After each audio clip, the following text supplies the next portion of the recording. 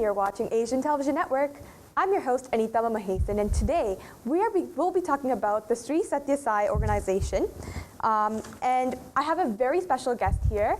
He is actually in a very busy schedule, and he's doctor by profession, who is also the chairman of the Prasanthi Council, the administrative body of the Sathya Sai International Organization, which has a huge voluntary network in 126 countries. It's a great pleasure to welcome Dr. Narendranath Reddy. Welcome, sir. How are you doing today? Good, very well. That's great to hear. So I think we should just get right into the topic. So I want to know, how did you come to know about Sri Sathya Sai Baba?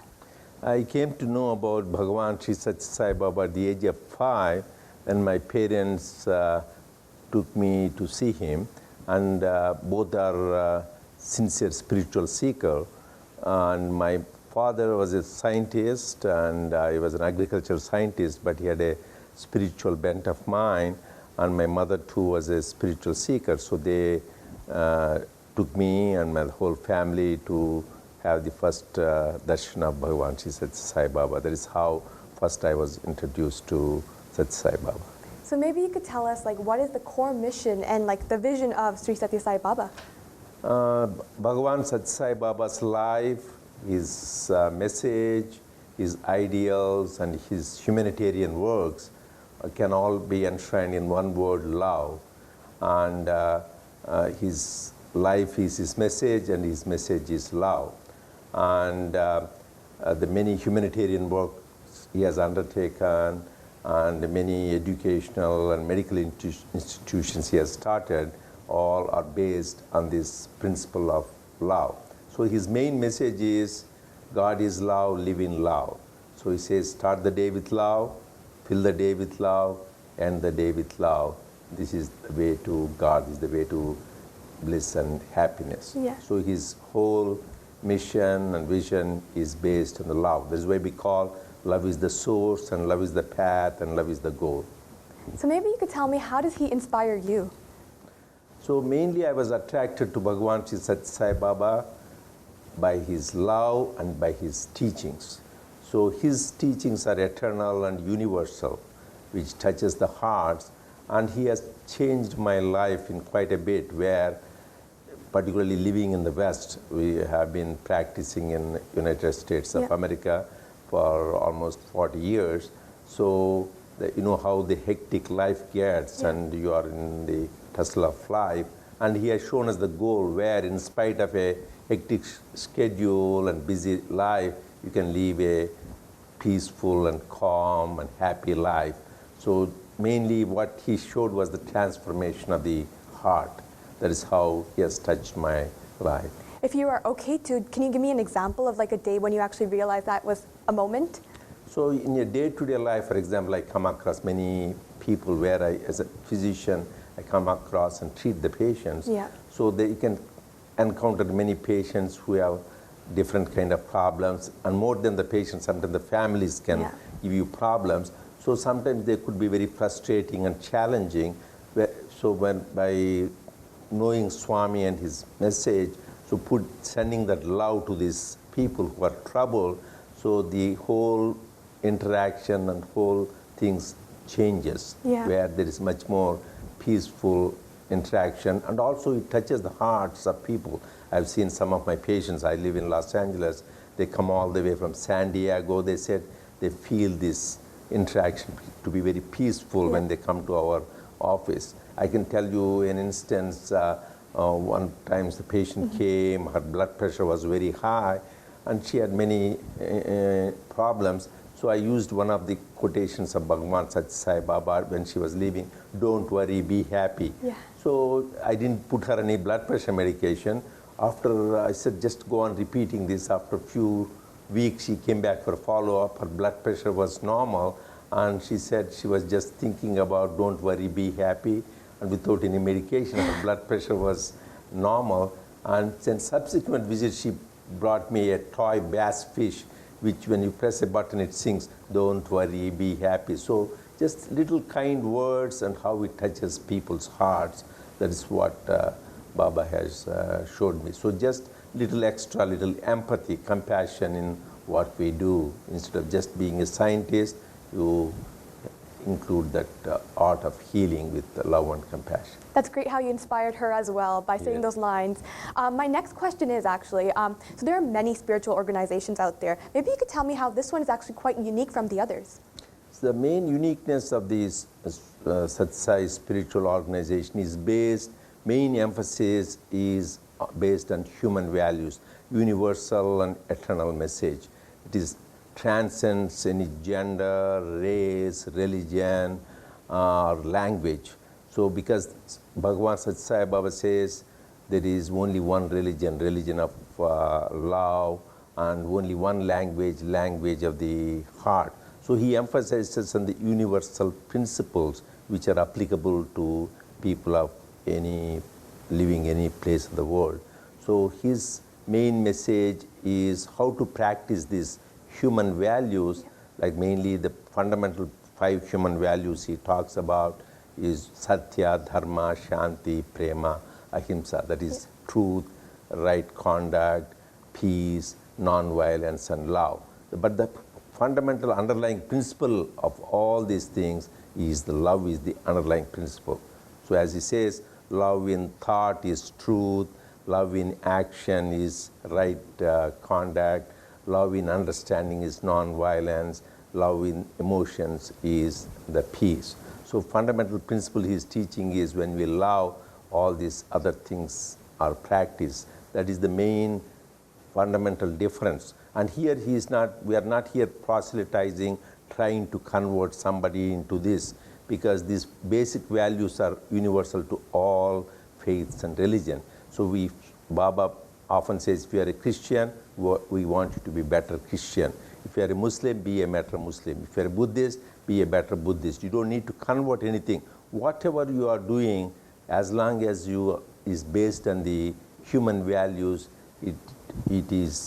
you are becoming practicing the teachings. That is the fundamental. Second aspect of this uniqueness of such spiritual organization is that the harmony of religions. In general, most of the people say, even Swami Vivekananda, the tolerance of other religions. So you practice your own and you tolerate the other religions. Don't have any animosity or rivalry with other religions. Whereas Baba says you should have harmony of religions. Right? It means imbibe the goodness from all great masters, whatever they have said. Let it be Buddha, let it be Jesus or Guru Nanak, anything, you incorporate that. That is why we have a common prayers called Sarvadharma prayer, which we sing in most of our devotional programs, which includes that all the names of the various masters and gods, demigods, everything, starting from Rama, Krishna, Buddha, Jesus, Jehovah, Allah, Ram, Rahim, and Tao, and everything, to show that there is only one consciousness. There is only, they're emphasizing the fatherhood of God, brotherhood of man, as they say. That is the main emphasis, harmony of religion and practice of human values, which is translated into service. Love and unity is such a beautiful thing. And now we have lots more to hear about this organization. But before that, I think we need to take a small break. So we're going to take a small break. We'll be right back after the short commercial break. Stay tuned.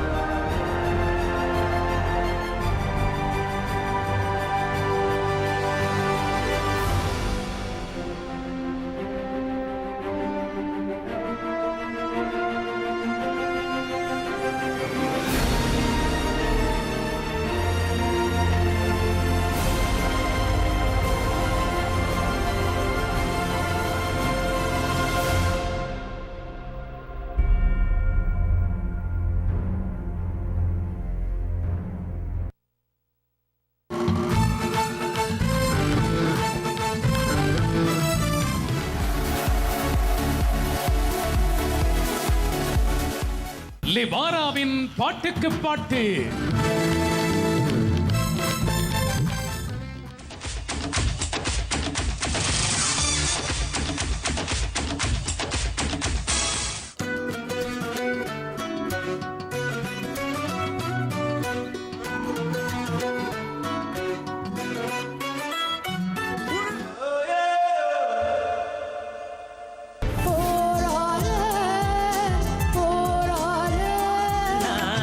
கட்டுமர துடுப்ப போல இடுப்ப ஆட்டுறான். கற்பனை சந்தோஷத்தில் அவனது கவனம்.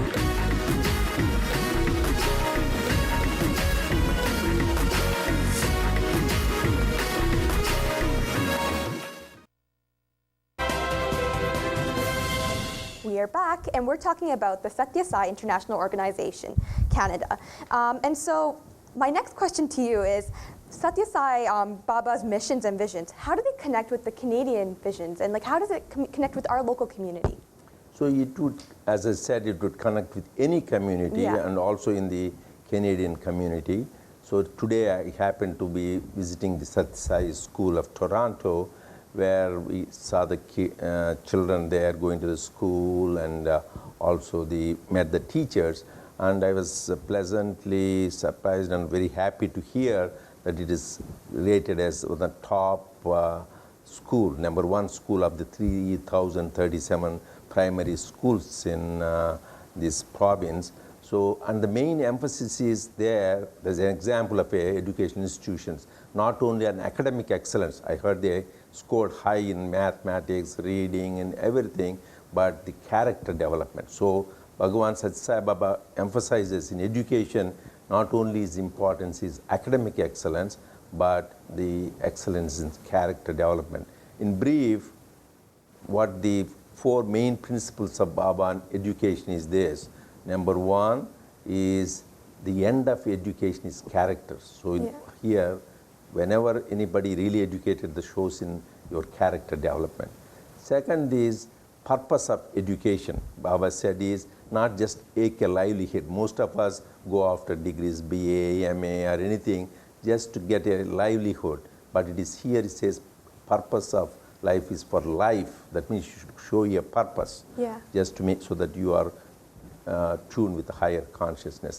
Third thing is the aim of education should be so that you should realize and know your innate divinity. We are all embodiments of love. We forgot being caught up in this mire of illusion and delusion. We forget our real divine nature, get agitated, sorrowful, depressed, worried.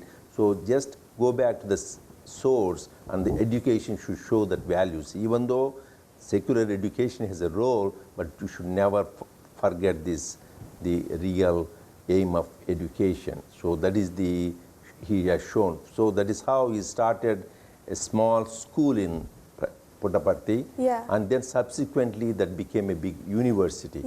So which has blossomed into, and based on this particular model, we have got in India itself there are about 100 schools, Satya Sai schools, and outside India we have about 42 schools, and also Satya Sai institutes of education, which promote this concept of academic excellence along with character development. And another unique